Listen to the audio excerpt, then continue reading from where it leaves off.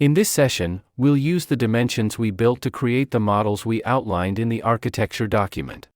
Remember that models are used to capture or report on data in the application. We'll begin by building the 4 models we outlined in the architecture document. Then we'll examine the deployment process, which generates the OLAP cubes defined by our models.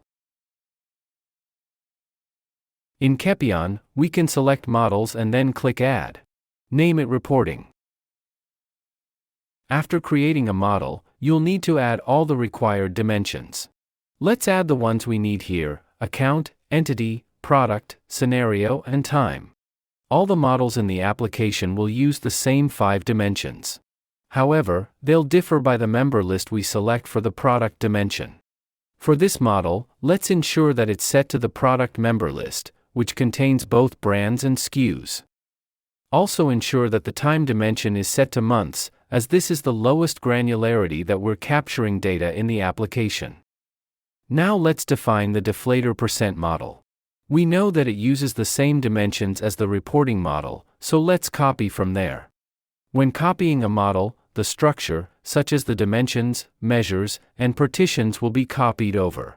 Rules, forms, and the data in the model will now be copied. For the deflator percent model, let's select the brand's member list. Then we can copy the model a second time to create our trade spend model. This one will also use brands. Finally, we have the assumption model.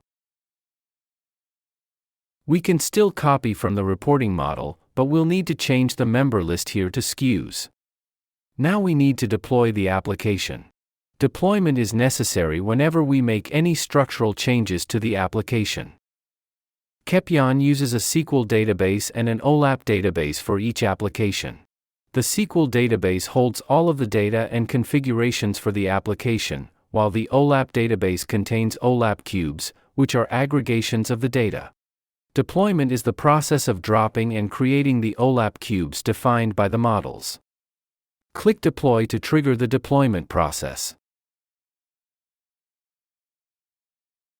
In this session, we built the 4 models we need in this application. Then we examined the process of deployment and deployed the application. In the next session, we'll begin building our forms, starting with the P&L report,